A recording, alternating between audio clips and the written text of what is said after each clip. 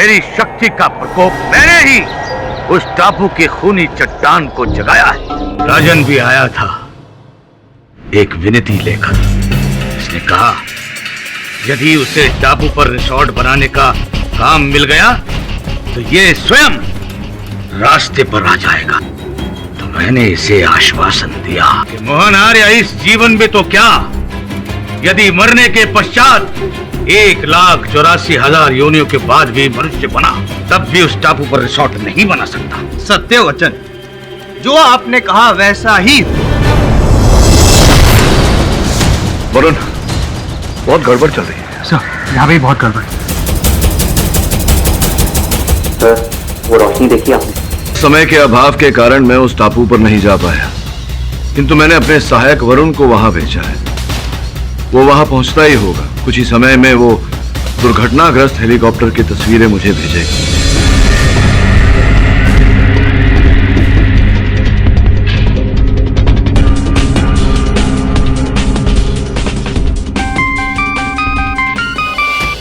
हाँ Varun, KD sir, यहाँ एक लड़का बड़ी बुरी हालत में पड़ा है।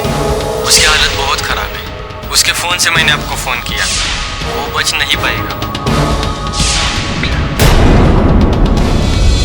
क्या खबर है केडी?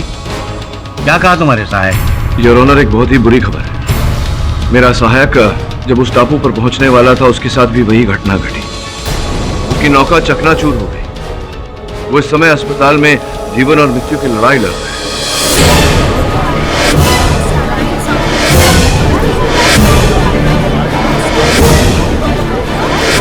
मैं अदालत से विनती करता हूं कि मुझे वहां जाने दिया जाए और इस केस की अगली तारीख दी जाए। देखा, मैंने कहा था ना कि मेरी भविष्यवाणी कभी झूठी नहीं होती। ये सब उसी टापू से टकराने का नतीजा है। उस टापू से जो भी टकराएगा चूर चूर हो जाएगा।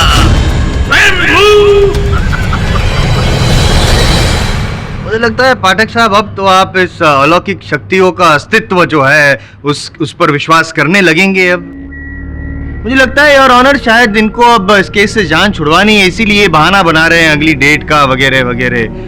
आई थिंक पाठक साहब की इस ख्वाहिश को मान लेना चाहिए। हजारों ख्वाहिशें ऐसी कि हर ख्वाहिश पे दम निकले। बहुत निकले मेरे अरमान, फिर भी कम निकले। नहीं समझे?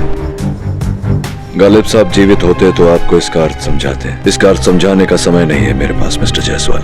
बस इतना समझ लीजिए कि मैं अपनी ख्वाहिश सत्य तक पहुंचने की पूरी करके रहूंगा और आपका अरमान मुझे हराने का कभी पूरा नहीं होगा।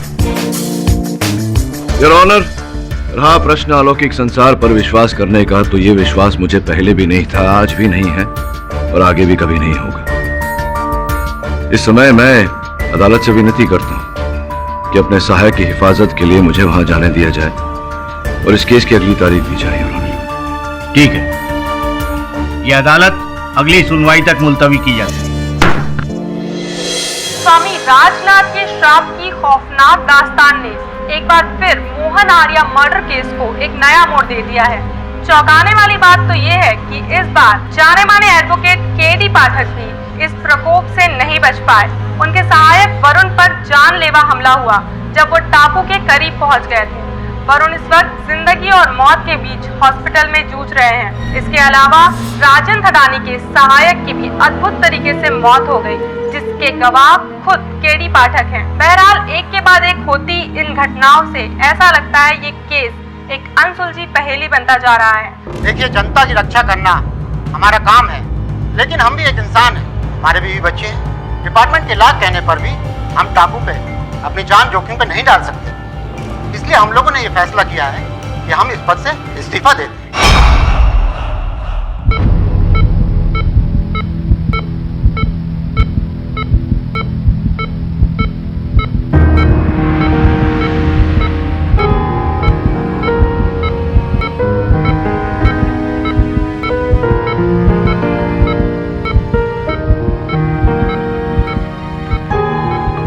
Mister Pathak, he is critical, पर हम पूरी कोशिश कर रहे हैं। Thank you doctor.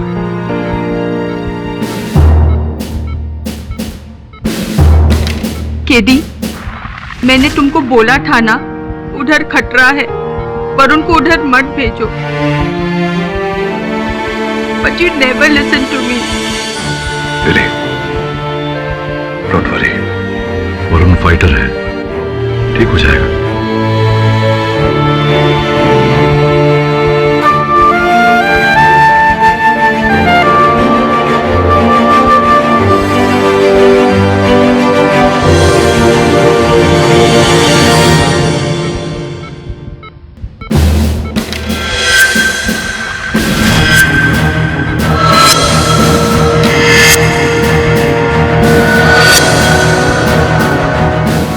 सब उस टापू पर भूत है, भूत।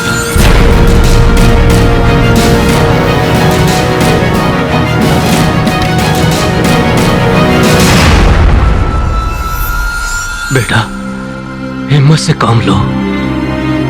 तू तो मेरा बहादुर बच्चा है। याद है जब मैं तुझे बचपन में कहानी सुनाया करता था तो तू उसका एंड पहले ही बता देती थी। अब अपने पापा की कहानी का एंड नहीं बताएगी मेरे बच्चे, नहीं बताएगी। आपको कुछ नहीं होगा पापा, मैं आपको कुछ नहीं होने दूंगी। और फिर हमारे साथ केडी सर भी तो हैं। आप देखना, हम ये केस जरूर जीतेंगे। मैं जल्द ही आपको घर ले जाऊंगी पापा। अपन को जाने दो साहब, अपन को जाने दो साहब, अपन सच्ची बोलते हैं साहब, अपन ने बड़े साहब को नहीं मारा साहब, अपन तो उनको जानता तक नहीं साहब, अपन को जाने दो साहब। सीधे खड़े रहो, सीधे खड़े तुम। ये नौटंकी बंद करो।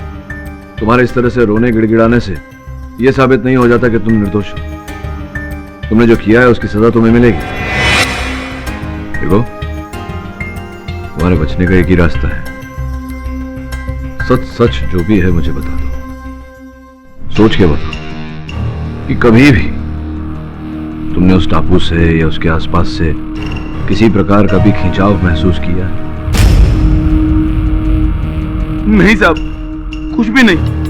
पहले पहले तो जब अपन उस टापू की तरफ जाता था ना साहब, तो अपन को डर लगता था साहब, लेकिन अपन को कभी कोई नुकसान नहीं पहुंचाया साहब।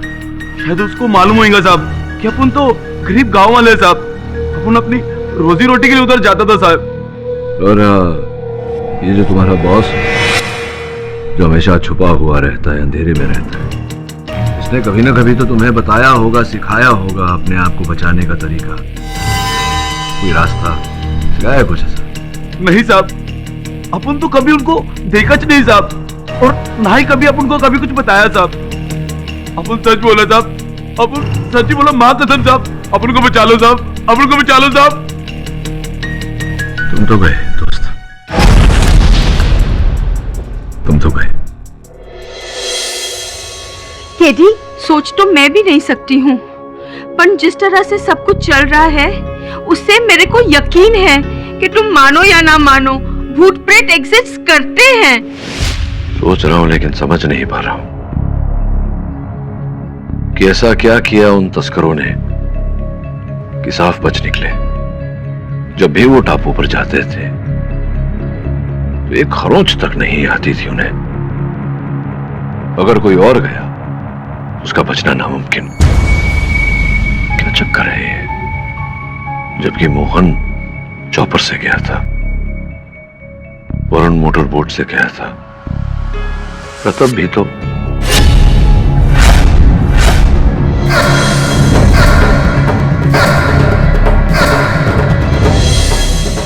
क्या हुआ? हुआ नहीं है, बिली होगा। इसी केस के कारण वरुण की हालत हुई है। मुझे किसी भी हाल में इस पहेली को सुलझाना है, और मैं वादा करता हूं जिस व्यक्ति के कारण वरुण इस स्थिति में है वो मेरे हाथ से बच नहीं पाएगा।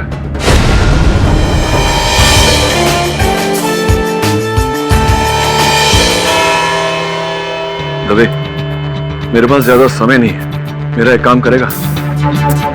थैंक्स, जान से सुन।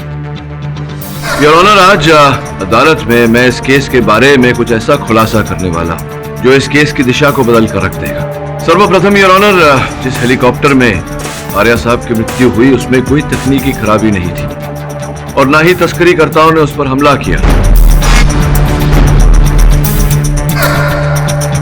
ये आप क्या कह रहे हैं केडी? मतलब आपके हिसाब से उस... ठीक कहा इसने, बिल्कुल ठीक कहा। इसका मतलब तू आ गया सीधे रास्ते पर, जान गया तंत्र मंत्र की शक्ति को, सीख गया उस खूनी दानव के शैतानी रास्ते को, उसके पथ को।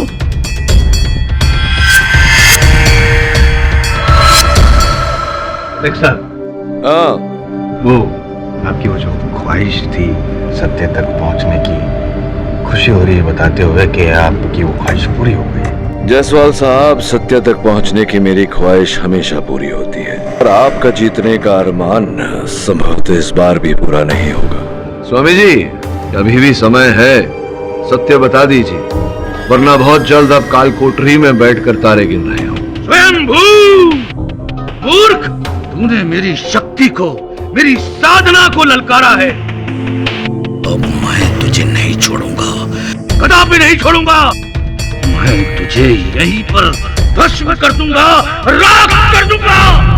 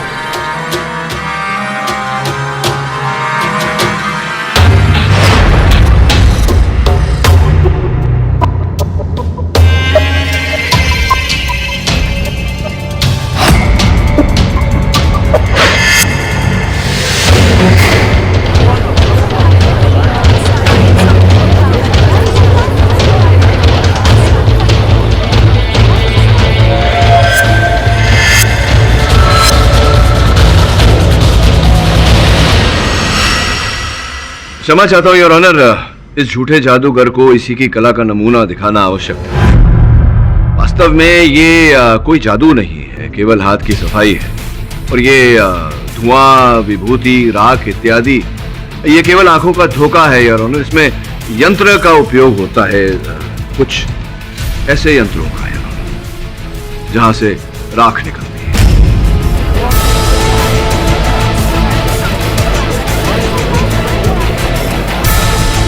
योर ऑनर, अब मैं अदालत में आपकी अनुमति हो तो एक और जादू प्रस्तुत करना चाहूंगा। अनुमति।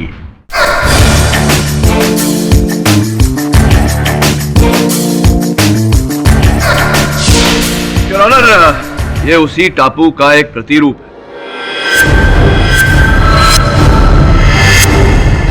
मान लेते हैं कि असल जहाज है, यहां से निकलती है, जहाज को कुछ नहीं होता। यहां से निकलती है तो जहाज को कुछ नहीं होता। किंतु योर ऑनर, टापू के इस हिस्से से जब जहाज निकलता है तो इस तरह से टापू से जा चिपकता है।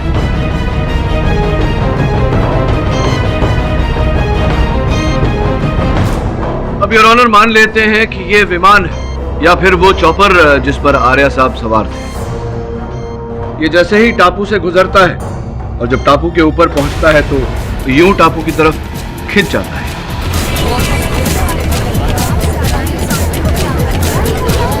प्रश्न ये उठता है कि ये लोहे से बनी चीजें टापू की तरफ क्यों खिंचकर जाती हैं? एक मिनट।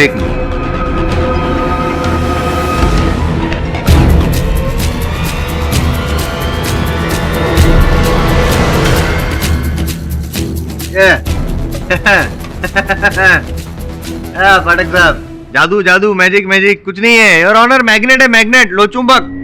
पहली बार जीवन में आपने बुद्धिमान बात की है। आइए ना आगे मैदान में। योर ऑनर, जायसवाल साहब ने बिल्कुल सही कहा, चुंबक ही है। इस केस के शुरुआत से एक बात मुझे सताती रही कि अंततः क्यों तात्या तावड़े को उस टापू ने नुकसान नहीं पहुंचाया। फिर मैंने सोचा कि तात्या तावड़े कभी भी लोहे से बनी नौका में सवार होकर उस टापू पर नहीं गया, वो तैर कर उस टापू पर जाता था।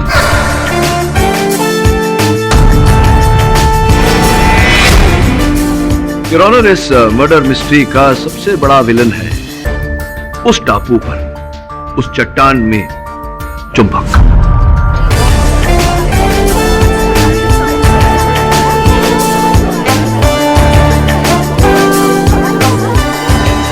योर ऑनर, सैटेलाइट की इन सूचियों के अनुसार उस टापू पर जो पत्थर पड़े हुए हैं उनकी संरचना में ही रहस्य छुपा हुआ है योर ऑनर। और ये रहस्य है फेरस ऑक्साइड। फेरस ऑक्साइड जिससे लोह धातु बनता है और लोह धातु से बनता है योर ऑनर चुंबक। योर ऑनर, लोहे का एक और रूप होता है चुंबक, जैसा कि हम सब जानते हैं। जब लोहे की कणों के संग्रह में पुनः निर्माण हो जाता है तो वो चुंबक बन जाता है। ऐसा ही उस टापू पर पड़े पत्थरों के साथ हुआ। उन पत्थरों में चुंबक की मात्रा इतनी अधिक है के पास से गुजरती हुई लोहे की किसी भी चीज को अपनी ओर खींच लेता है, चाहे फिर वो हवाई जहाज हो या पानी का। एंड योर ऑनर, स्पष्ट है कि ऐसा ही उस चॉपर के साथ हुआ, उस हेलीकॉप्टर के साथ हुआ जिस पर आर्या साहब सवार थे। जैसे ही उनका हेलीकॉप्टर इन पत्थरों के पास से गुजरा, पत्थरों की चुंबक शक्ति ने उनके हेलीकॉप्टर को अपनी ओर खींच लिया, जिसके कारण उनका हेलीकॉप्टर दुर्घटनाग्रस्त हो गया।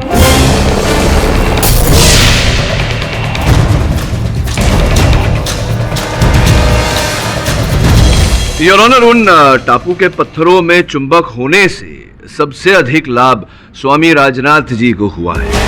उन्होंने विज्ञान को अध्यात्म का रूप देकर भोले भाले लोगों को बेवकूफ बनाया अपना व्यवसाय चलाने के लिए।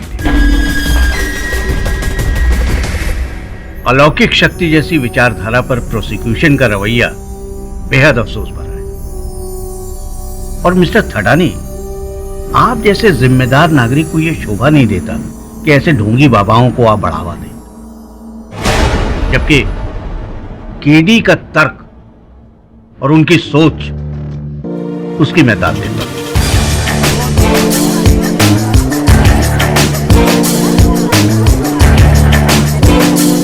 इस विषय पे मैं आपको मुबारकबाद देना चाहूंगा केडी। धन्यवाद योर ऑनर। केडी सर,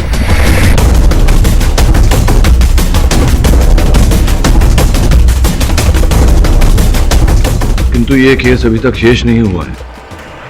अभी जो जानकारी प्राप्त हुई है मुझे, उसके अनुसार मैं ये कह सकता हूं कि मोहन आर्या जी की दुर्घटना में मृत्यु नहीं हुई है, उनकी हत्या की गई। हाँ, क्या?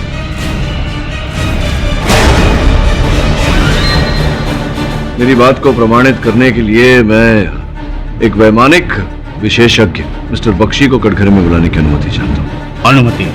योर ऑनर, मिस्टर बख्शी एक वायुयान इंजीनियर है और हवाई यातायात नियंत्रण कक्षा में अफसर के रूप में कई वर्षों से काम कर रहे हैं। कितने वर्ष हो गए आपको मिस्टर बख्शी? जी, पिछले 10 सालों से। कृपया आपके अनुभव में इन चार्ट्स का क्या मतलब होता है, क्या अर्थ होता है, ये अदालत को समझाएं। इसे एरोनॉटिकल चार्ट कहते हैं। ये हर एक पायलट के लिए एक रूट मैप है। रूट मैप यानी कि उड़ान भरने का मैप। उड़ान भरने से पहले हर एक पायलट को ये दिया जाता है। इस तरह के रूट मैप को हम चॉपर चलाने के लिए पिछले 5 सालों से इस्तेमाल कर रहे हैं। इसमें उस एक्सीडेंटल जोन से दूरी बनाए रखते हुए घुमावदार रास्ते के उपयोग करने के इंस्ट्रक्शन दिए गए हैं। मिस्टर बख्शी, इन दोनों चार्ट्स को देखकर अदालत को बताएं कि इन दोनों में क्या अंतर है, क्या समानता है। इन दोनों में बहुत बड़ा फर्क है। ये है असली और ये है नकली। इसका अर्थ क्या हुआ? इसका मतलब कि मोहन के चॉपर के रूट में बदलाव किया गया है। इसके अलावा उसका पायलट भी विदेशी था, उसके लिए वो जगह नई थी और अंधेरा भी काफी हो चुका था। ऐसे में एक पायलट क्या करेगा? जाहिर सी बात है, रूट में दिए गए मैप के अनुसार ही उड़ान भरेगा। योर ऑनर, कुल मिला के मोहन आर्या जी के विदेशी पायलट ने बदले हुए रूट मैप पर जो रूट था उसका उपयोग किया, न कि घुमावदार रूट पर गया। सीधा चट्टान के ऊपर से गया और उसके बाद क्या हुआ ये हम सब जानते हैं। लेकिन केडी, वो शख्स आखिर है कौन जिसने रूट मैप बदला? मैं बताऊं योर ऑनर, अगर पाठक साहब आपको एतराज ना हो तो। उत्तर है इसका आपके पास, दीजिए ना। योर ऑनर, मैं थडानी जी की कंपनी में काम करने वाले राघव जी को यहाँ पे बुलाना चाहता हूँ। इजाजत।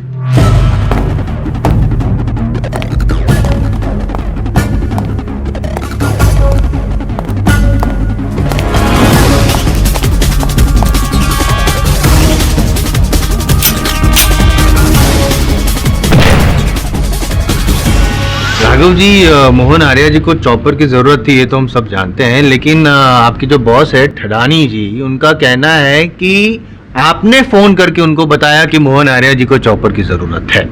जी नहीं, ये गलत है। मैंने इस तरह का कोई भी कॉल नहीं किया। क्या बकवास कर रहे हो? तुम ही ने तो मुझे फोन किया था कि मोहन को एक चॉपर की जरूरत है, और साथ में मैंने तुम्हें यह भी कहा था कि उनसे कोई पेमेंट नहीं ली जाएगी, क्योंकि मैं जज साहब मोहन की तरफ दोस्ती का हाथ बढ़ाना चाहता शांत था। शांत शांत हो जाइए ठडानी जी, अपनी भावनाओं पे कंट्रोल रखिए। अपने बिगड़े हुए हेलीकॉप्टर पे तो आप कंट्रोल रख नहीं पाए हैं। राघव जी, ये बताइए कि इनकी कंपनी में आप क्या काम करते हैं, आपकी जिम्मेदारी क्या है? जी, मैं इस कंपनी में एक अकाउंटेंट की हैसियत से हूँ। जरा सोचिए वकील साहब, जो मेरा काम है नहीं तो मैं क्यों करूँगा?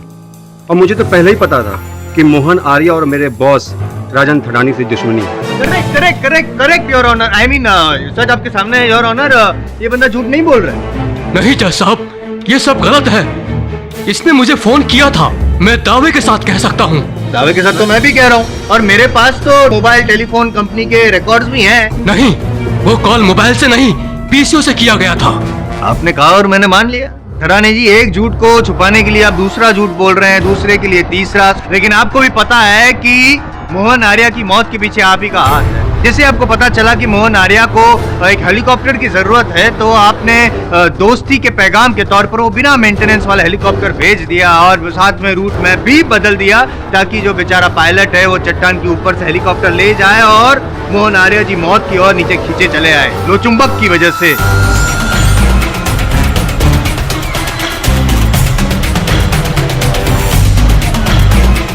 और हाँ, उसके बाद आपको पता चला कि ये जांच अगर होगी तो आप पकड़े जाएंगे, क्योंकि मेंटेनेंस नहीं किया था, इसलिए आपने अपने कर्मचारी अजय को भी रास्ते से हटा दिया। एक झूठ को छुपाने के लिए दूसरा झूठ, एक मौत के जुर्म से बचने के लिए दूसरी मौत। ये सब गलत है, मैंने ऐसा कुछ नहीं किया, मैं बेगुनाह हूँ। बेगुनाह आप 10 साल पहले भी नहीं थे। आप ही ने अपनी पत्नी की हत्या की है, तब भी आप खूनी थे और आज भी आप खूनी हैं। नहीं, ये सब झूठ है। मेरे पापा ने कुछ नहीं किया है, उन्हें छोड़ दीजिए प्लीज।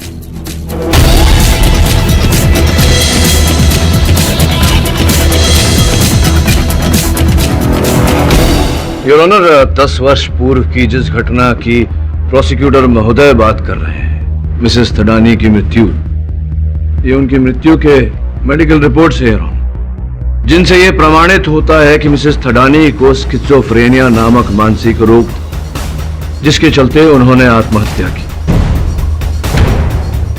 एक सर्वे के अनुसार यह पता लगता है योर ऑनर कि स्किज़ोफ्रेनिया से पीड़ित लोग अक्सर आत्महत्या करते हैं। मैं अदालत से अनुरोध करता हूं कि प्रोसिक्यूटर महोदय को हिदायत दी जाए कि बिना साक्ष्य के वो मेरे मुवक्किल पर आरोप न लगाए। मुजरिम को मुजरिम नहीं कहेंगे तो और क्या कहेंगे? जसवाल साहब क्षमा चाहता, अगर मैं भरी अदालत में ये कहूं कि आपके पिता चोर थे, आपको माइंड योर लैंग्वेज। अब अपनी सीमा से आगे बढ़ रहे हैं पाठक साहब। चिल्लाइए मत, चिल्लाने से गले की नसें फट जाती है। इसी बात का आभास कराना चाह रहा था आपको कि बार बार अगर किसी संतान के पिता को खूनी खूनी खूनी कहे तो संतान को कष्ट तो होगा ही। Order order. प्रोसिक्यूशन को वार्न किया जाता है कि बिना सबूत किसी को मुजरिम कहना बंद करें।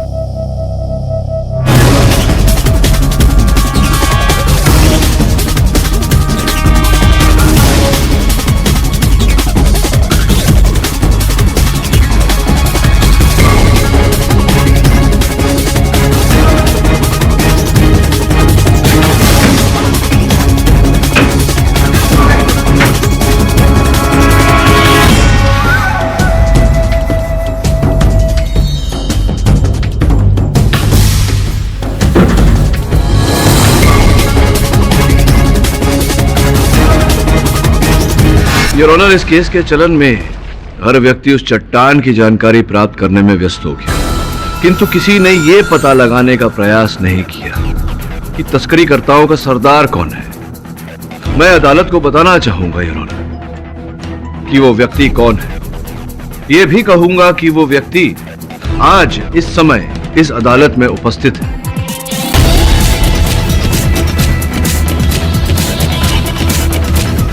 केवल कहूंगा नहीं योर ऑनर, स्पष्ट भी करूंगा, प्रमाणित भी करूंगा। मैं अदालत को बताना चाहूंगा योर ऑनर कि वो व्यक्ति कौन है।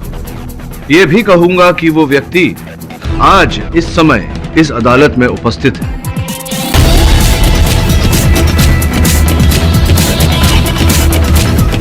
केवल कहूंगा नहीं योर ऑनर, स्पष्ट भी करूंगा, प्रमाणित भी करूंगा। सुकुमारन जी, इन्हें मैं कटघरे में बुलाने की अनुमति चाहता हूं। अनुमति।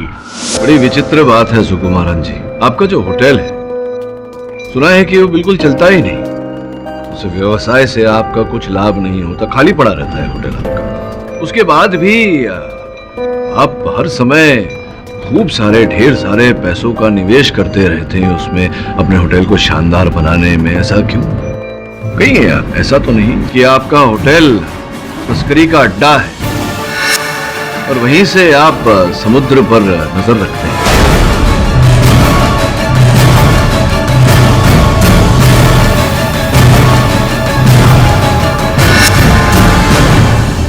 योर ऑनर, इंस्पेक्टर दवे ने सुकुमारन जी के होटल रूम पर रेड मारी, छापा मारा और कुछ अमूल्य वस्तु वहां से बरामद किए हैं, जिनमें से एक दूरबीन भी है जिसका उपयोग किया जाता है रात में देखने के लिए।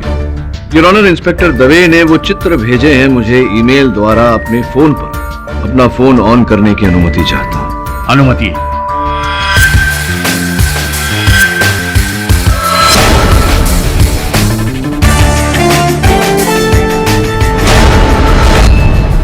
योर ऑनर, मुझे शंका है, संदेह है कि जो कुछ भी हुआ है इसके पीछे सुकुमारन जी का ही हाथ है। सर्वप्रथम इन्होंने थडानी साहब और आर्या साहब के बारे में सारी जानकारी प्राप्त की। उसके बाद राघव बन इन्होंने थडानी साहब को फोन किया और उस हेलीकॉप्टर की बात की जानकारी इन्हें दी, जिसके बाद इन्होंने जब आर्या साहब उड़ान भरने वाले थे तब जा करके इन्होंने वो उड़ान का नक्शा बदला, जिसके कारण वो चॉपर जाके चट्टान से टकरा गया और दुर्घटनाग्रस्त हो गया।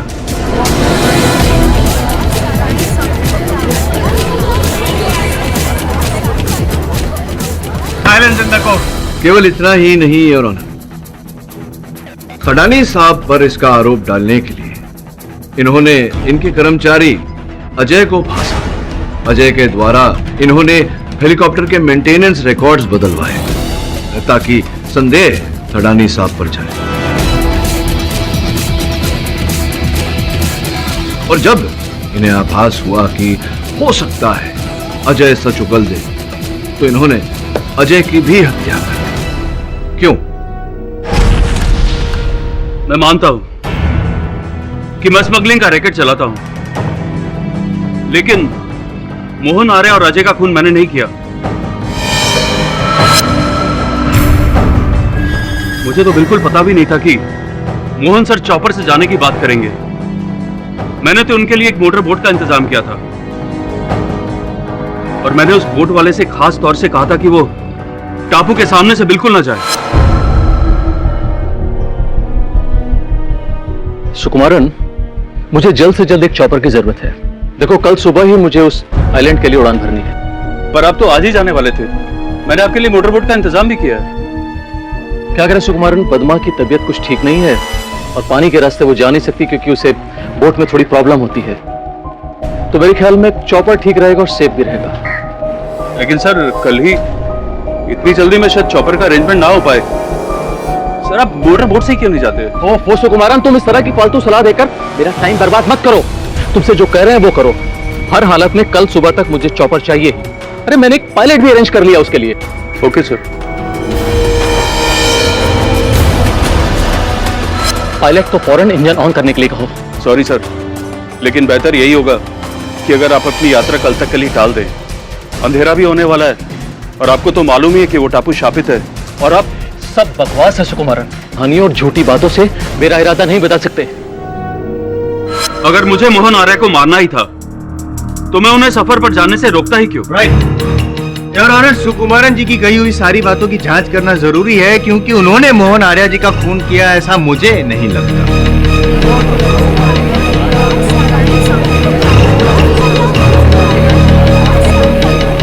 Order order. यह अदालत 2 घंटों के बाद फिर शुरू होगी।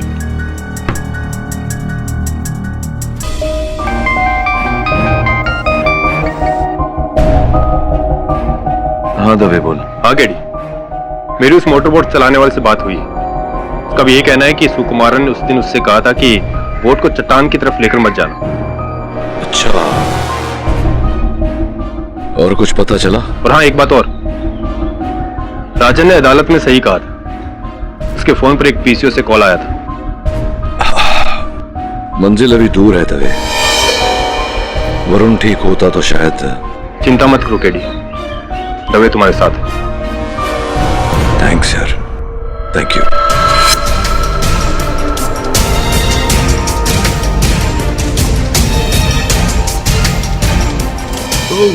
राघव जी, वो फोन कॉल आपने नहीं किया थड़ानी साहब? सर मैं कितनी बार कहूं कि मैंने इस तरह का कोई भी कॉल नहीं किया और आपने मेरे फोन रिकॉर्ड चेक भी किए हैं।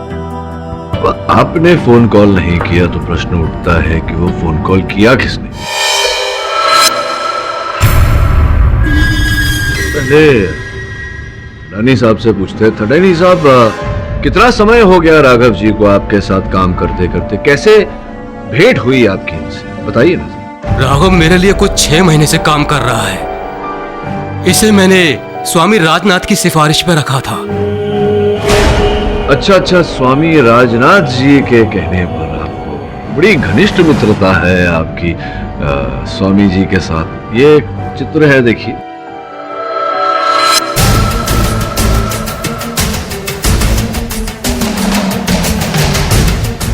जी हाँ, मैं गुरुजी का भक्त हूँ। अच्छा, और ये बात मेरे बॉस राजन थनानी को भी मालूम है। Objection your honour, time waste हो रहा है। अचानक स्वामी राजनाथ जी को बीच में लाने की क्या जरूरत है? नहीं, यहाँ पे डिस्कशन चल रहा था कि हेलीकॉप्टर में वो नकली नक्शा रूट में पाया कहाँ से, तो बेहतर होगा कि सीधे सीधे आप। ये अदालत, यहाँ डिस्कशन नहीं चल रहा। यहाँ एक प्रश्न उठा है जिसका उत्तर हम ढूंढ रहे हैं कि मोहन आर्य जी का हत्यारा कौन है। क्यों वकालत करते हैं आप? मेरे बाबूजी की जमीन पड़ी है राजस्थान में। अगर आप उस जमीन को जोत कर कुछ उगाना चाहे वहां, तो अब यहाँ ये चित्र देख रहे हैं आप? हाँ, देख। इसमें ये जो व्यक्ति हैं, ये वो करेक्ट स्वामी राजनाथ हैं। ये हैं राघव जी। हाँ। ये पीछे जो व्यक्ति खड़े हैं, इसे पहचानते हैं आप? देखिए कौन है वो। आप पहचानते? मैं तो पहचान, तो आप जानते हैं कौन है? ये शायद मोहन आर्य जी हैं। निश्चित रूप से मोहन आर्य जी ही। योर ऑनर, मैं चाहता हूं कि आप भी ध्यान से इस चित्र को एक बार देखें। मोहन आर्य जी ही हैं इस चित्र में।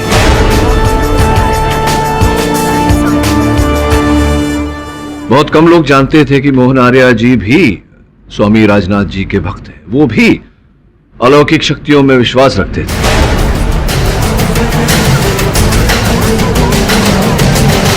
बहुत कम लोग जानते थे कि मोहन आर्य जी भी स्वामी राजनाथ जी के भक्त हैं। वो भी अलौकिक शक्तियों में विश्वास रखते थे।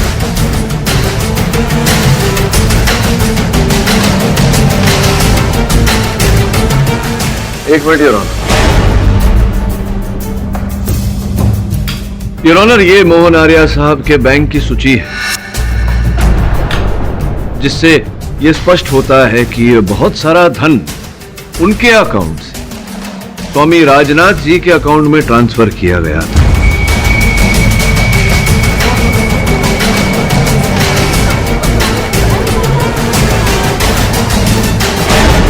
बहुत घनिष्ठ मित्रता थी दोनों के बीच, किंतु ये संबंध ज्यादा समय तक टिक नहीं पाया। स्वामी राजनाथ ने उन्हें बाहर कर राजन थटानी साहब को अपना भक्त बनाया। क्योंकि वो जानते थे कि मोहन आर्या जी के पास उनके कई सारे राज हैं जो वो खोल सकते हैं, और संभवतः इसी कारण स्वामी राजनाथ ने मोहन आर्या साहब को मरवाया।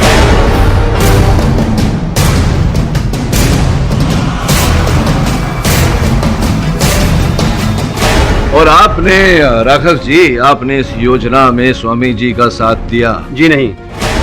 आप ही ने पीसीओ से राजन थडानी साहब को फोन किया था? जी नहीं, मैंने कोई कॉल नहीं किया था।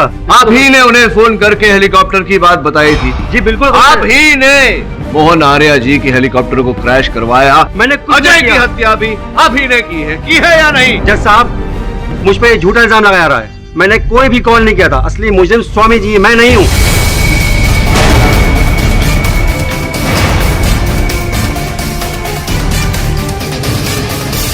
अरे लेकिन गेहूं के साथ तो गुंडी पिसता है मेरे दोस्त। योर ऑनर, स्वामी जी को कटघरे में बुलाने की अनुमति चाहिए। अनुमति।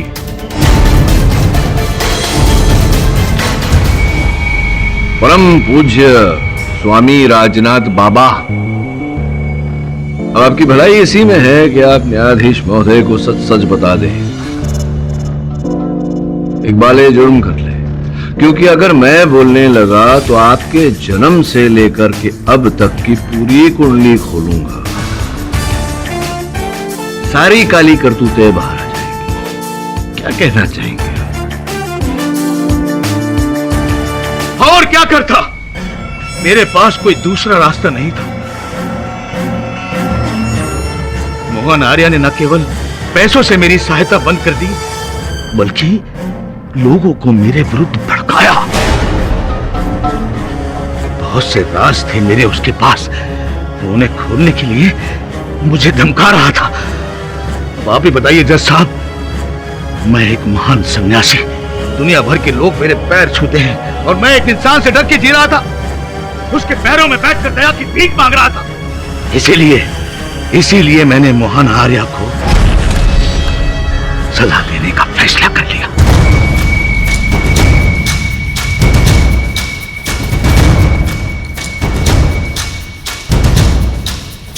इस काम में राघव ने मेरा पूरा सहयोग किया। मैंने ही उसे चॉपर के बारे में राजन को फोन करने के लिए कहा था।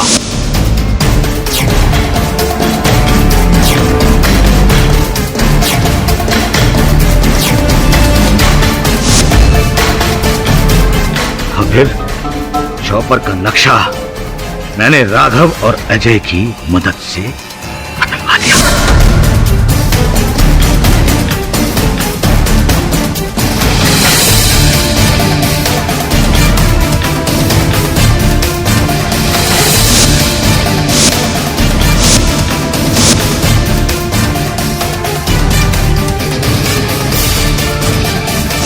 अजय हमारे साथ पूरे कामों में था, लेकिन गद्दार था।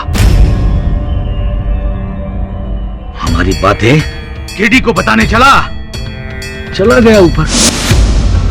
स्वयंभू, घबरा मत बच्चा, मुझे पता है कि तू फोन पर किससे बातें कर रहा था। मैं तेरी पीड़ा दूर करने आया हूं।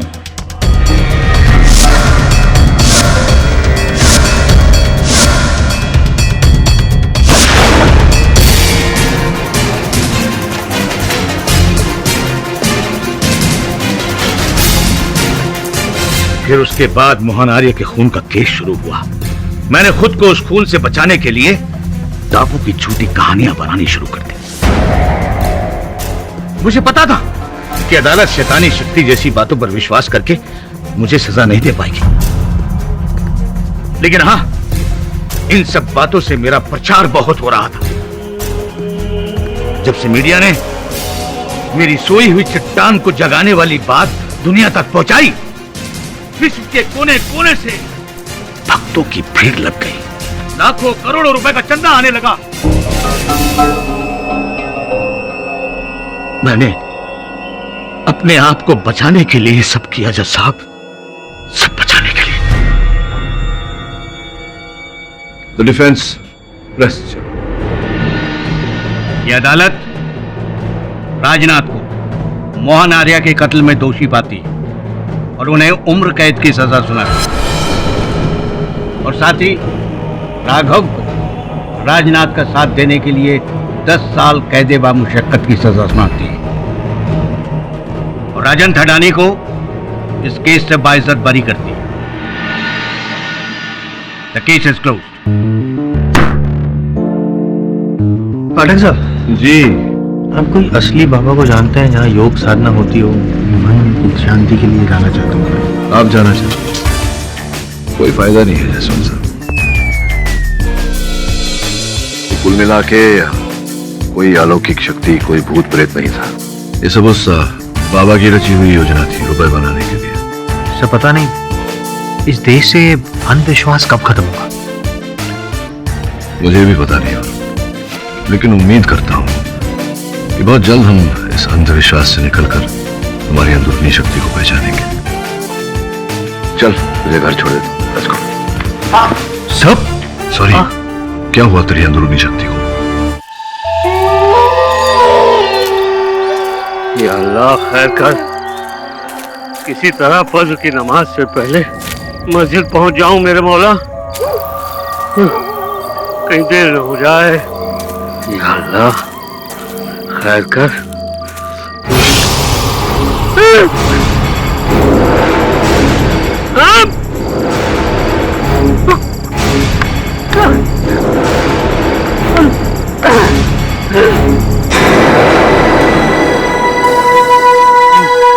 या अल्लाह,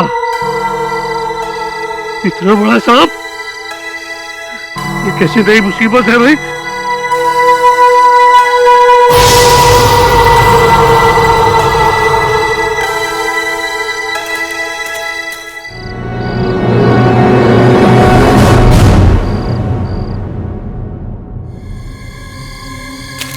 या अल्लाह, चलो शुक्र है फज्र की नमाज से पहले मस्जिद पहुंचा और नमाज अदा हो गई। अब घर पहुंचूं तो सुकून मिले मेरे मौला। मौलवी साहब,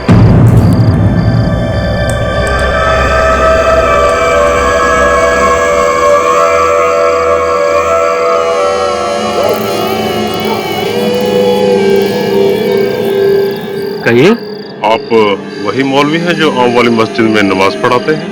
जी जी हाँ, मैं भी अभी फजर की नमाज ही पढ़ के आ रहा हूँ। माजरत चाहूंगा आपको रोकने के लिए। हमारे कबीले में एक मौत हो गई है। या अल्लाह। तफ्तीश से पहले अगर आप नमाज जनाजा पढ़ दें तो उस मरहूम की रूह को सुकून मिलेगा। जी क्यों नहीं, लेकिन जनाजा कहाँ है जनाब?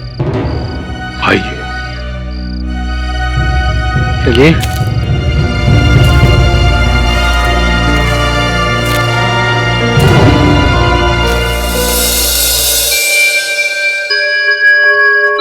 आपका कबीला यहीं रहता है? जी हाँ, इस तरफ आइए। या अल्लाह। ये रहा मेरा बेटा मौलवी साहब।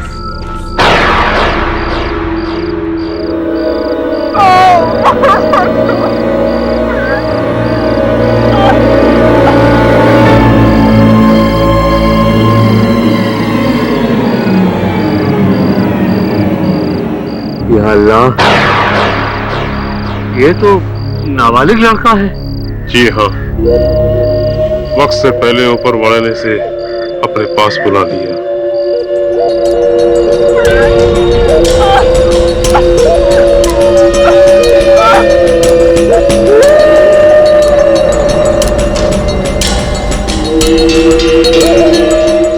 या अल्लाह रहम।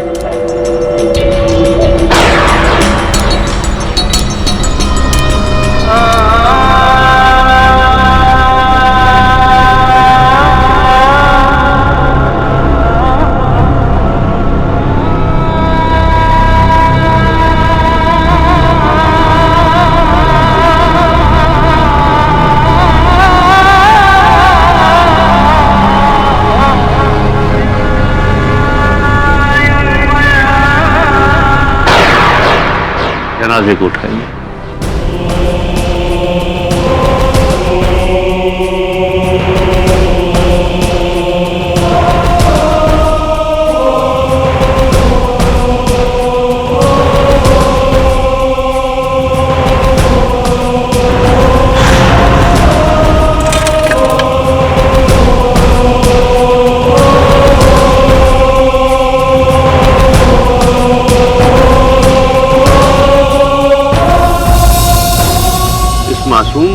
इसका इंतकाल कैसे हुआ जनाब? इसका कत्ल हुआ है।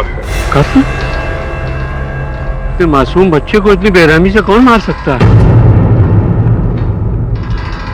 आप मौलवी साहब, आप हम? ये क्या कह रहे हैं आप? बदर से पहले का वाक्या भूल के मौलवी साहब, एक सांप का हुलिया प्यार करके मेरा बच्चा, मेरा बेटा इस झाड़ी में खेलने गया था। आप आए, आपने अपने पैर से उस पर हमला कर दिया, उसको मार डाला। वो सांप?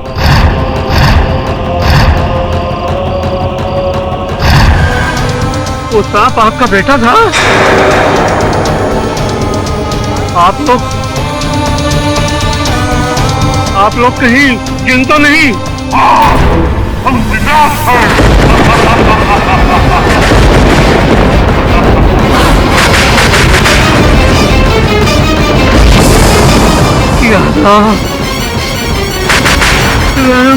इस जंगल में हम अमन जैसे कयाम रखते हैं। आपने हमारे बेटे को मार डाला, इसलिए अमन खत्म हो गया। देखिए, मुझे जरा सा भी इल्म नहीं था कि वो सांप एक जिन, मेरा मतलब आपकी औलाद है। अगर मुझे मालूम होता ना तो मैं गुनाह कभी नहीं करता। मुझे बड़ा अफसोस और दर्द है कि वो आपकी औलाद। मौलवी साहब, आपने मुझसे मेरी औलाद छीनी और हम जिन्नात आपकी आने वाली नस्लों को छीन लेंगे। आपकी आने वाली हर नस्ल में एक जवान मौत होगी। आप इस जिन की ये बदला समझे या बदला?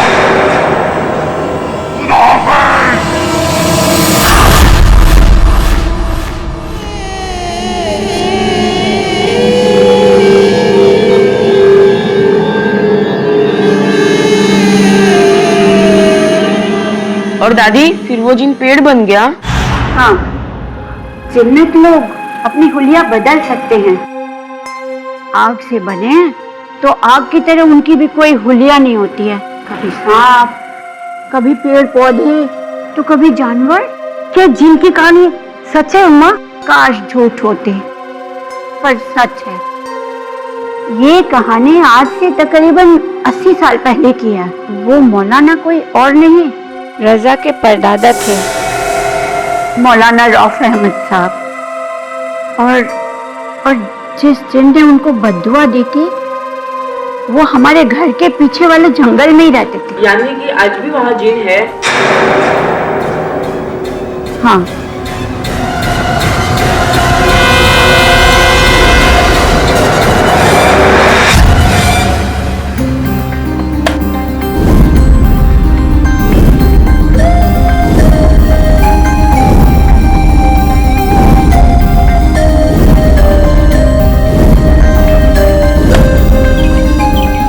भाईजान, आपको आईपीएल में जरूर सिलेक्ट कर लेंगे। ऐसी फील्डिंग जो करते हैं आप। वैसे तू यहाँ क्या कर रहा है? तेरा तो ट्यूशन था ना आज। चल जा वरना दादी को बुलाता हूँ। तब देखो, जब दादी को बुलाता हूँ, दादी को बुलाता हूँ। ट्यूशन की मुझसे ज्यादा आपको जरूरत है। क्यों? फील्डिंग में। तो आगे जाकर क्या वो जिन की बद्दुआ सच निकली? हाँ, क्योंकि उसके ठीक 4 साल बाद मौलाना के बड़े बेटे की मौत उन्हीं जंगलों में हो गई। लोग कहते हैं कि जंगली जानवरों ने उन पर हमला किया, लेकिन हम लोगों को पता है कि ये कोई जानवर नहीं, वही जिन का बदला है। और फिर इसके बाद भी रजा के वालिद और वालदा, मेरा अपना बेटा शफीक, उन दोनों की मौत भी एक कार से हो गई। लेकिन मैं जानती हूँ कि उस हादसे के पीछे भी वही जिन्नत लोग थे। क्या दादी, आप भी ना फिर से शुरू हो गए जिन के पुराने किस्सों को लेकर। बेटा, जिन्नत है और हमारे खानदान को उनकी बद्दुआ लगी हुई है। तो दादी, आपको कितनी बार बताऊं कि ना मैं और ना भाईजान दोनों इन किस्सों में नहीं मानते। कमाल करती हैं आप।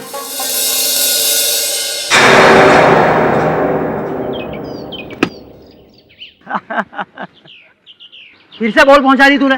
तू अपने आप को धोनी समझता है क्या? चल जा, जाके बॉल लेके आ। फील्डर तू है ना, तू जा।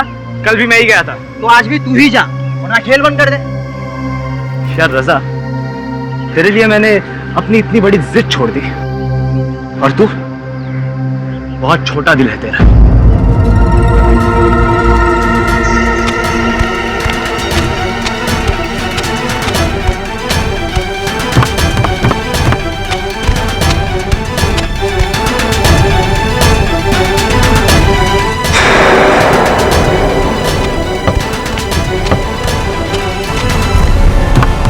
दादी मैं चलता हूँ, और आप लोग भी चलिए, वरना पूरे दिन जिन और डायनों के किस्से सुनने मिलेंगे आपको। बारिश के मौसम में कहाँ जा रहा है बेटा? दादी मैं ट्यूशन को जा रहा हूँ, और आप बारिश की चिंता ना करें। क्या है, मैं वो जंगल वाला शॉर्टकट ले लूँ। खबरदार अगर तू वहाँ गया, तुझे पता नहीं वहाँ पे जंगल में तेरा जाना मना है। दादी मैंने अभी अभी आपको कहा कि ये जिन चुड़ैलों के किस्सों में मैं और भाईजान नहीं मान। भाईजान! रजा भाईजान! रजा! भाईजान! रजा भाईजान! भाईजान ये कैसे हो गया भाईजान? भाईजान! भाईजान ये क्या हुआ?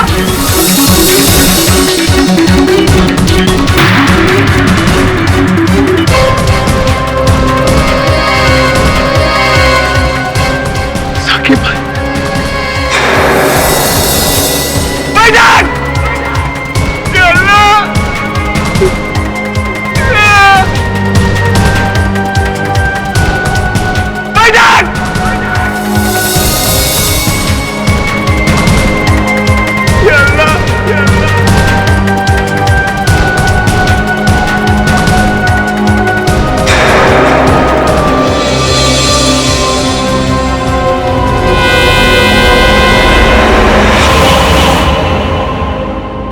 ये टाइल्स पर से गिरा कैसे?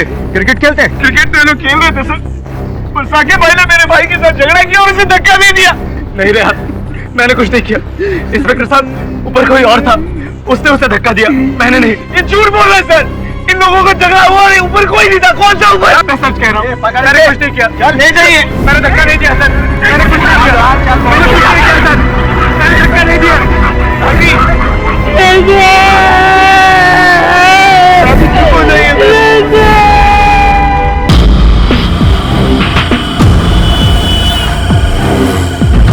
पाठक सर, हम हैदराबाद से बड़ी उम्मीद लेकर आपके पास आए। आप मेरे भाई साकिब का केस ले लीजिए और उसे बचा लीजिए। उसने अपने दोस्त रजा को नहीं मारा, लेकिन पुलिस का कहना है कि वही दोषी है। क्योंकि साकिब भाईजान और रजा, इन दोनों की बहुत दिनों से लड़ाई चल रही थी। तो साकिब का इस बारे में क्या कहना? कि वो बेकसूर है। अच्छा, तो रजा छत से गिरा कैसे? साकिब भाईजान का कहना है कि रजा को किसी ने छत से धक्का दिया था। एक मिनट। आपने अभी कहा कि साकिब और रजा के अलावा कोई तीसरा वहां था नहीं। आपने ये भी कहा कि आपके भाई साकिब का कहना है कि उसने रजा को धक्का नहीं मारा। तो जब कोई तीसरा था ही नहीं, तो रजा को धक्का किसने मारा? सर, आपको सुनकर हैरत होगी, लेकिन मेरा भाई कसम खाकर कह रहा है कि रजा को छत से किसी और ने नहीं बल्कि एक जिन ने धक्का दिया।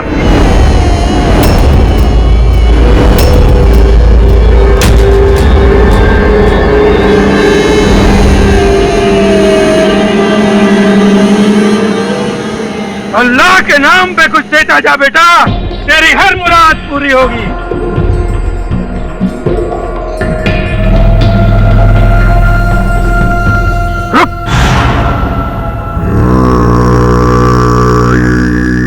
जंगल में जिन्न का साया है। क्या बाबा, सुबह से कोई और मिला नहीं? अगर तूने मेरी बात नहीं मानी तो कल तू भी नहीं मिलेगा। ये वही जिन्न है जिसने तेरे जैसे लड़के की जान ली। रजा को तो जानता है ना तू? जंगल में जिन्न का डेरा है। इससे पहले कि तेरा कुछ हो, तू निकल जा दूसरे रास्ते से। निकल जा, मैं कहता हूँ निकल जा, वरना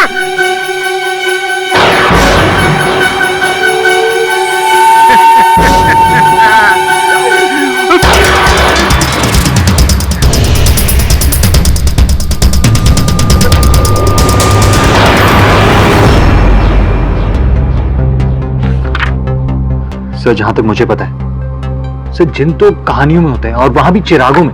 सर वो अली बाबा और उसका जिन। अली बाबा? अली बाबा नहीं, अलादीन। ओ हाँ, अलादीन। क्या हुक्म है मेरे आका टाइप्स? ये केवल एक धारणा है, सत्य है कि मिथ्या पता नहीं, लेकिन जिन का जिक्र तो सदियों से नहीं, शताब्दियों से चला आ रहा है। कुछ इस्लामिक ग्रंथों में भी इसका जिक्र है। कहते हैं जब अल्लाह ने मनुष्य बनाए तो साथ में जिन भी बनाए, आग से।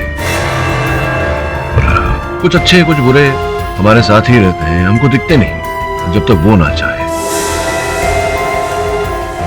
ये देख, कुछ ऐसे दिखते हैं। हैदराबाद में इनकी कई कहानियां हैं, सुनी है मैंने। तो आपको लग रहा है कि साकिब सच बोल रहे हैं? पता नहीं साकिब सच बोल रहा है या झूठ, लेकिन अगर सच बोल भी रहा है तो अदालत में क्या फर्क पड़ेगा? अदालत तो भूत प्रेत की कहानियों में मानती नहीं, और वैसे भी दंड तो मनुष्य को दिया जाता है, ना कि किसी जिन को। तो ये केस बड़ा दिलचस्प है। मैं जानने को उत्सुक हूं कि जिन भाई साहब चिराग से निकलकर हैदराबाद में क्यों भटक रहे हैं। चले क्या हैदराबाद? चलिए सर। चलो।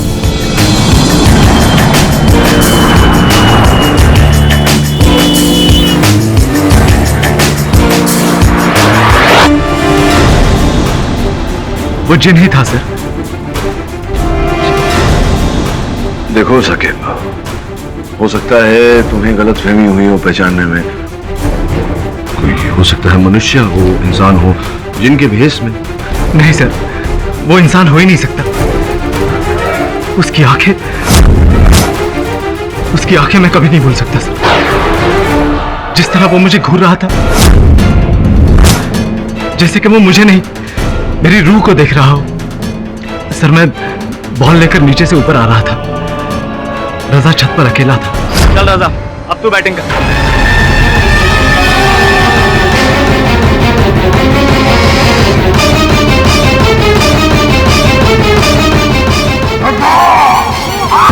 रजा!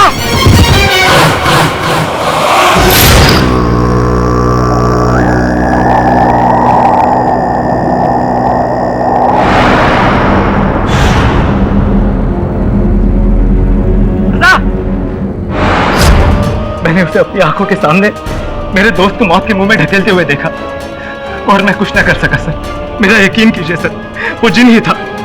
उसकी सफेद आंखें थी, लंबे लंबे नाखून थे, 7 फुट ऊंचा लंबा कद, और सर वो अचानक धुएं में गायब हो गया। मुझे पूरा यकीन है सर, ये वही जिन है जिसका डर रजा और रेहान की दादी को हमेशा से था। अच्छा, रजा की दादी को जिन का डर था? जी सर, बरगद के जंगलों का सफेद जिन। इंटरेस्टिंग। आइए नवाब, आइए। अम्मा, छोटे नवाब साहब आए। सलाम वालेकुम अम्मा। वो रजा बेटा का सुन को बहुत तकलीफ हुआ मेरे को, इस वास्ते ताजियत देने आया आपको। अब बैठिए नवाब साहब। नको अम्मा, वो कलेक्टर साहब के यहाँ जाना मेरे को। पास से गुजर रहा था तो सोचा मिल को चलूं, करके आया। अब बोलो तो कलेक्टर साहब से कोठी के बारे में बात करूं? हमको नहीं भेजने नवाब साहब, कितनी बार कहूं आपसे। अरे जल्दबाजी नको अम्मा। वैसे मेरे को लगा कि रजा के जाने के बाद इस वीराने में आपका मन नहीं लगेगा करके बोला। खैर कोई बात नहीं, खुदा आपको सेहत दे और आबाद रखे। चलता हूं, खुदा हाफिज। आइए।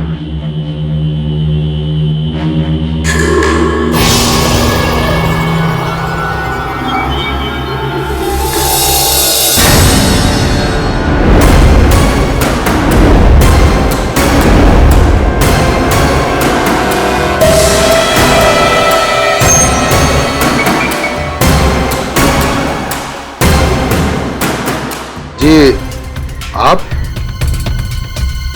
हाँ, मैं केडी पाठक। रेहान का घर यही है? जी।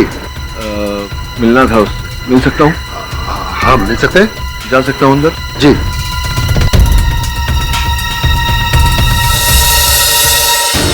आइए सर, यहाँ से मेरा भाई।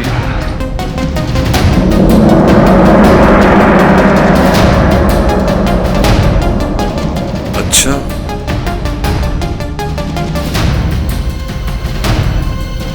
तो एक बात बताओ, इस छत पर आने का यही एक रास्ता है या कोई और रास्ता भी है? नहीं सर, बस यही एक रास्ता। वो जो बंगला है वहाँ कौन रहता है? सर वहाँ तो कोई नहीं रहता, वो तो सालों से खाली है। हाँ, वैसे भी बंगला तुम्हारी छत से बहुत दूर है।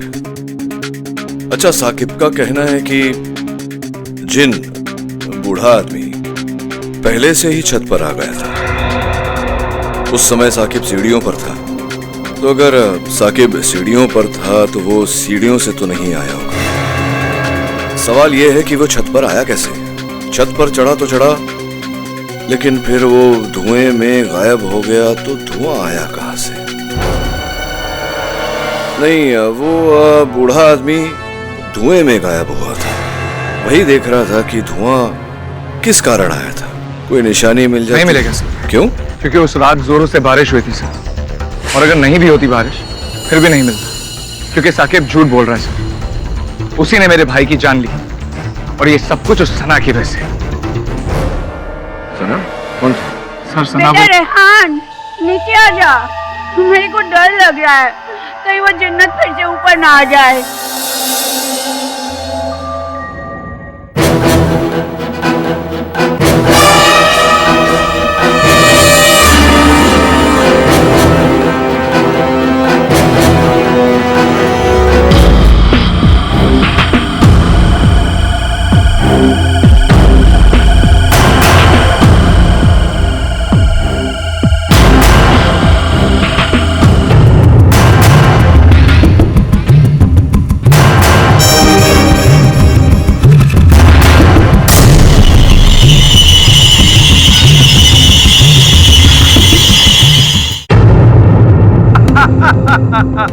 बोल, क्या ढूंढ रहा है बच्चा? नहीं, यहीं कहीं से धुआं उठता हुआ देखा था मैंने, लेकिन अब धुआं दिख नहीं रहा है।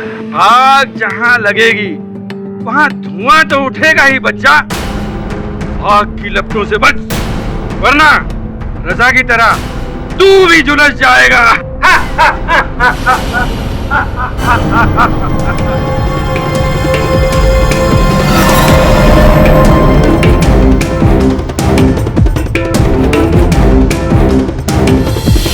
वही सफेद हुआ सर, हो सकता है कि वहां कोई कुछ जला रहा होगा। अगर वहां कोई कुछ जला रहा था तो मुझे वहां देखते ही आग बुझा क्यों दी? और फिर वो धुआं जो मैंने देखा था, अचानक वो धुआं कहां गायब हो गया? और फिर वो फकीर, वो पागल मलंग बाबा, उसका क्या? सर कहीं सचमुच कोई है तो नहीं? डोंट बी सिली, ये जिन-विन। वैसे भी अगर अदालत में जिन की बात की तो खिल्ली उड़ाएंगे लोग हमारी। इस केस को भूत नहीं, सबूत के आधार पर जीतना है। योर ऑनर, सबूत कहां है? रजा अपने घर की छत पर क्रिकेट खेल रहा है। जरूरी नहीं कि उसे किसी ने धक्का दिया हो, उसका नीचे गिरना हो सकता है एक हादसा, और इस बात के लिए मेरे मुवक्किल को दोषी ठहराया नहीं जा सकता। वैसे भी किसी ने साकिब को रजा को धक्का देते हुए नहीं देखा। मिस्टर पाठक जी, आपको सबूत चाहिए ना?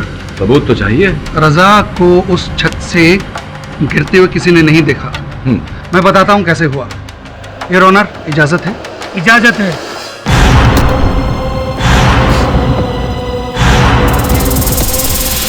रजा अगर अपनी गलती से गिरता उस छत से, तो दीवार से ट्रिप होकर गिरता योर ऑनर, ऐसे जिसकी दूरी होती 4-5 फीट। लेकिन योर ऑनर, रजा की बॉडी उसकी छत से लगी दीवार से तकरीबन 13 फीट की दूरी पर मिली। इसका मतलब है कि जब वो गिरा तो काफी फोर्स से गिरा। इसका मतलब है कि उसे किसी ने पीछे से क्यों धक्का दिया।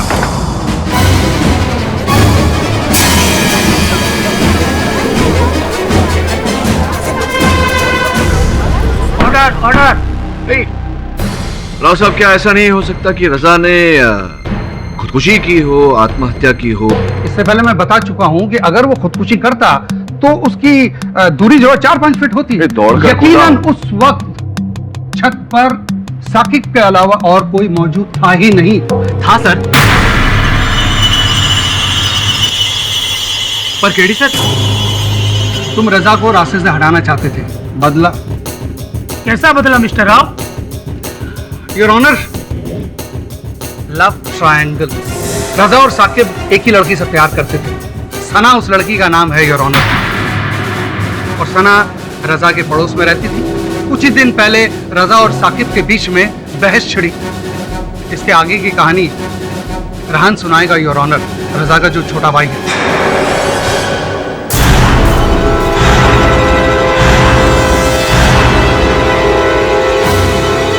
हाँ रिहान, बोलिए क्या बताना चाहते हैं आप?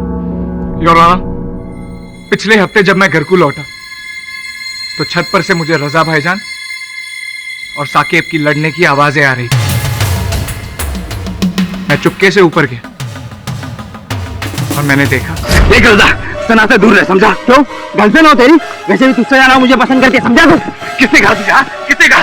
तुझसे पहले वो मुझे जानती है और मैं बहुत सीरियस हूँ उसके लिए। सीरियस? और तू? जब तेरी 3 गर्लफ्रेंड के बारे में उसे पता चलेगा ना, सारी सीरियसनेस तेरी निकल जाएगी, समझा? कौन बताएगा उसे? हाँ, तू बताएगा? रैगिंग करके मुझे छोड़ के बोल, रैगिंग करके मुझे छोड़िए। हट रेहान, बोल, नीचे गिरा दूं तुझे? हाँ, गिरा दूं तुझे मैं? हाँ, नीचे गिरा दूं तुझे? साकिब मैं गिर जाऊंगा। तो फिर गिरी हुई हरकत करना बंद कर, समझा? ठीक है, वादा, सना से दूर रहूंगा। छोड़ छोड़, दूर रह सना से। अपने भाई को समझा। लेकिन उसके बाद भी रजा भाईजान ने सना से बात करनी बंद नहीं की। और अगले ही दिन साकिब ने फिर दोनों को बात करते हुए देख लिया। ओह, आई सी। योर ऑनर, साकिब ने रजा को धमकी दी कि अगर दोबारा सना से बात करते हुए देख लिया तो उसी छत से नीचे फेंक देगा। रजा ने वादा किया मगर अपने वादे पर कायम न रह सका। और एक दिन योर ऑनर, जब सना को दोबारा रजा से बात करते हुए देखा तो साकिब गुस्से से तिलमिलाया और उसी छत से रजा को नीचे फेंक दिया।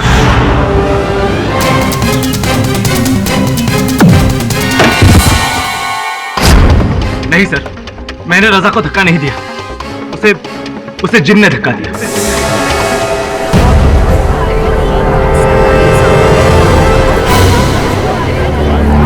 जिन ने? आप लोग शायद मानेंगे नहीं, पर वहां उस दिन उस छत पर एक जिन था। लंबा सफेद चोगा, लंबे सफेद बाल और दाढ़ी। सर, उसने रजा को धक्का दिया और उसे मार डाला।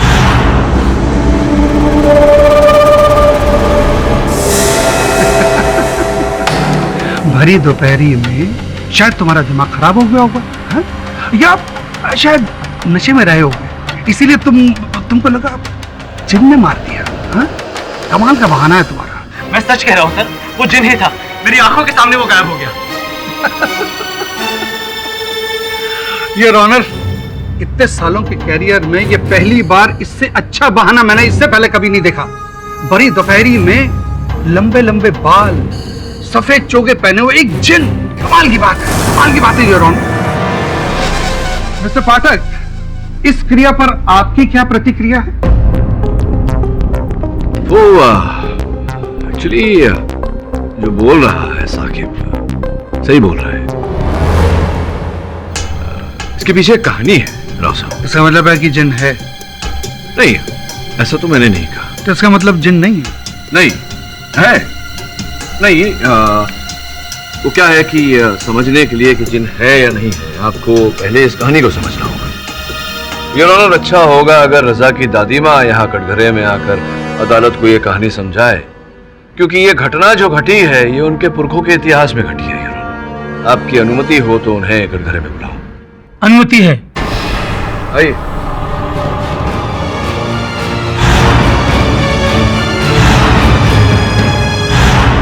योर ऑनर, ये जरीना बेगम है, रजा जी की दादी। दादी जी बताइए अदालत को क्या घटना घटी थी। जनाब, ये बात आज से तकरीबन 80 साल पुरानी है। रजा के परदादा की है, मौलाना रऊफ अहमद साहब, जो शहर की आम वाली मस्जिद में मौलवी थे। और एक दिन फजर की नमाज पढ़ाने मौलाना साहब अपने घर से मस्जिद की ओर निकले।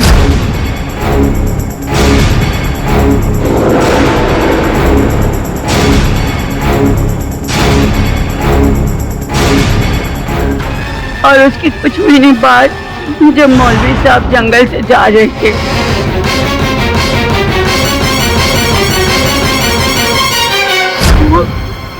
वो सांप नहीं था साहब, वो जिन था, जिन।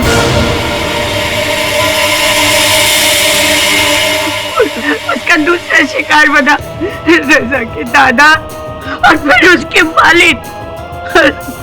उसके बाद उसके बाद रजा की मौत। और उसकी भी वजह वही जिन था साहब।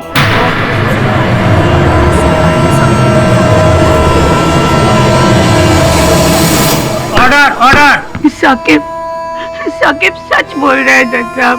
मेरे रजा को इसने नहीं, उसे जिन ने मारा है,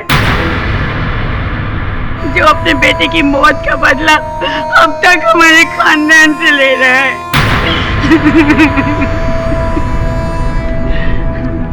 आप कुछ पूछना चाहेंगे?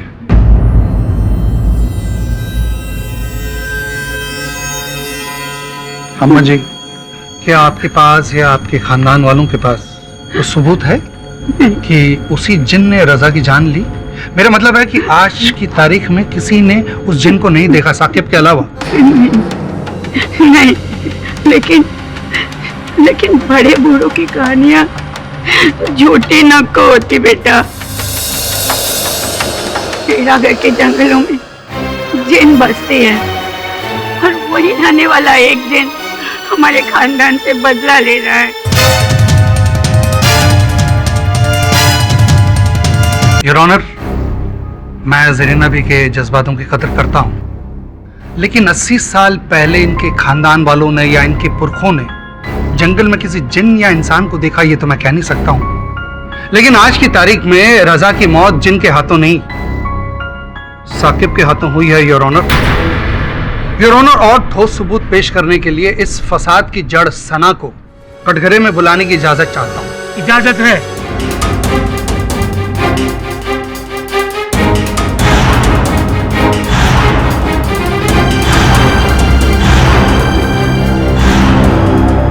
योर ऑनर, मैं साकिब और रजा को कॉलेज के दिनों से जानती हूँ।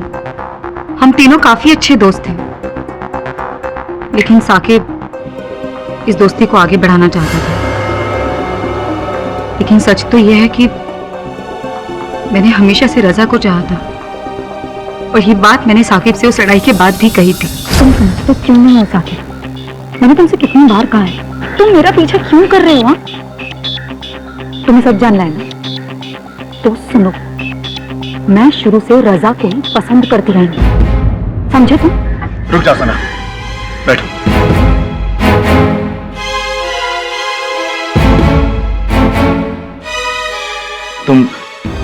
तुम रजा की वजह से मुझे पसंद नहीं करती ना? अगर रजा ही नहीं हुआ तो? क्या मतलब? मतलब साफ है, अगर रजा पीछे हट गया तब तो तुम मुझे कंसिडर करोगे। लेकिन साकिब, रजा पीछे क्यों हटेगा?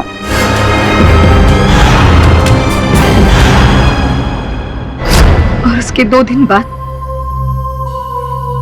रजा की मौत हो गई। साकिब ने उसे रास्ते से हटा दिया। जो धमकी वो तुम्हें देकर गया था उसे पूरा किया।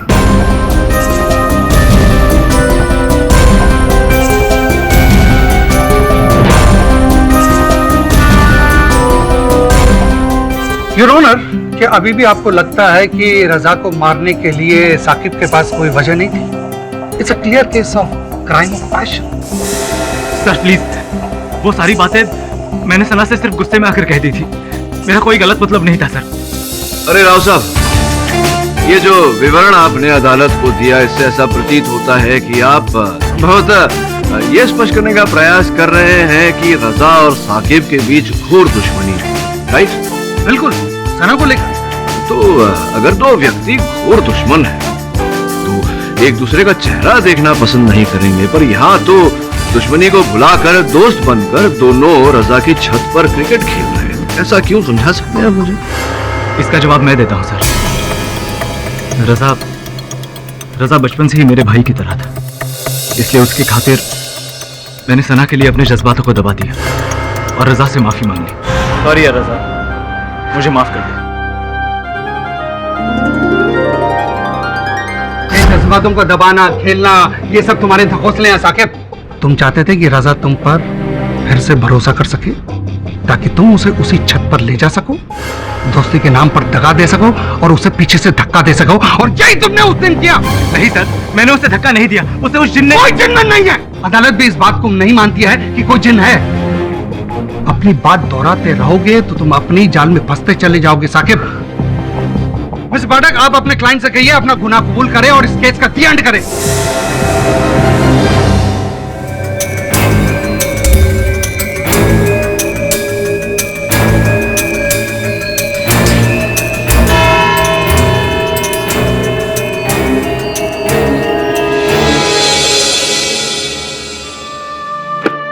पता नहीं कब ये पीछा छोड़ेगा हमारा। दादी बस कीजिए, किसी जिन ने भाईजान की जान नहीं ली, भाईजान की जान ली उस साकिब ने, और आप होके अपने ही पोते के कातिल को अदालत में बचाए जा रहे। मुझे तो कुछ नहीं समझ आ रहा है रेहान। अगर आपको समझ में नहीं आ रहा है तो आप इस सब झमेले से बाहर रहिए ना, उस साकिब को उसके किए की सजा मिलकर रहेगी।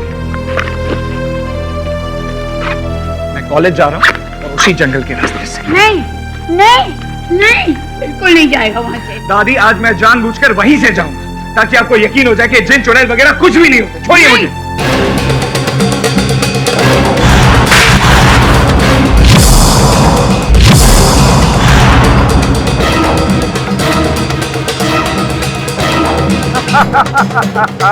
अंगारों पे चलेगा तो तेरे पैर जल जाएंगे बच्चा, समझ जा, अभी भी वक्त है, समझ जा। जिस चीज के बारे में नहीं जानता उसे दूर रहे, उसे दूर रहे बच्चा, उसे दूर रहे।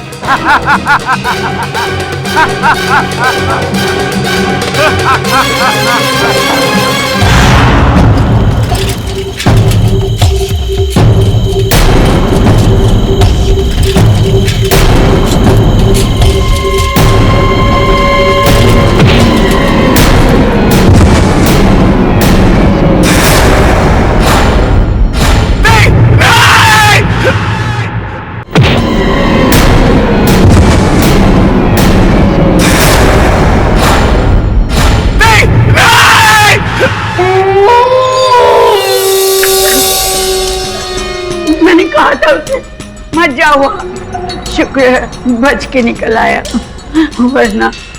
कहाँ है? अपने कमरे में, सुबह से बुखार में तप रहा है।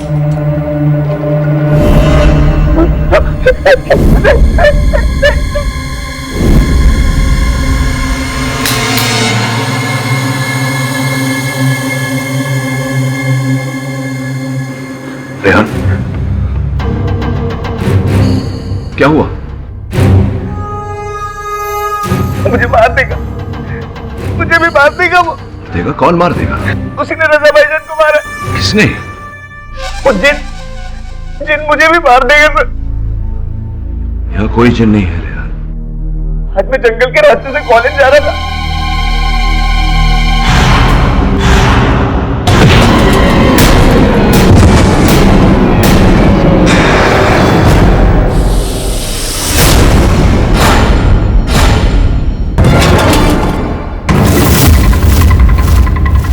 ये उस जिन के बेटे की खबर तो नहीं? नहीं, ये तो किसी की भी खबर हो सकती है।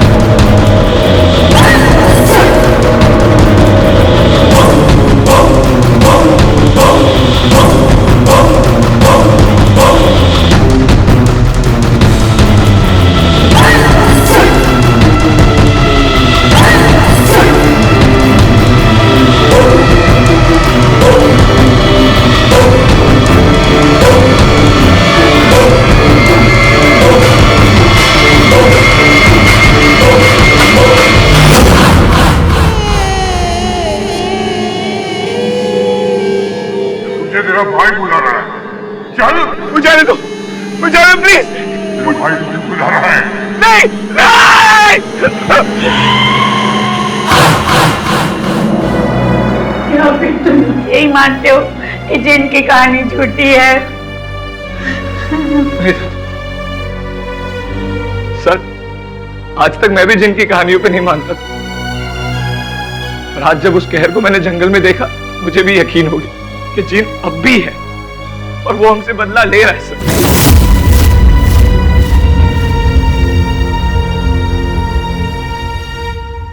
वरुण, जितनी जल्दी हो सके बेरागढ़ के जंगलों में पहुंचे। मैं मिलता हूं तुझे। ये जो कब्र का जिक्र किया था तुमने, उस जिनके बेटे का, कहाँ है? आप वहां जाएंगे सर? सर मत जाइए सर, मुझे आपको भी। नहीं बेटा, वहां मत जाना, वहां मत जाना बेटा। अम्मा जी, जाना तो पड़ेगा। सत्य को खोजना है तो वहां जाना तो पड़ेगा।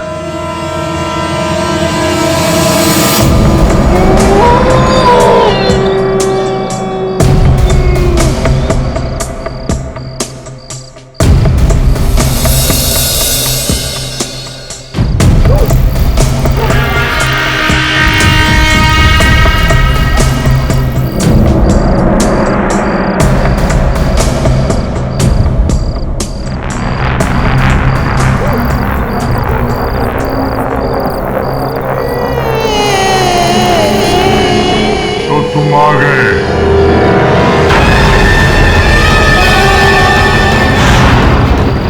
हमारा इंतजार था।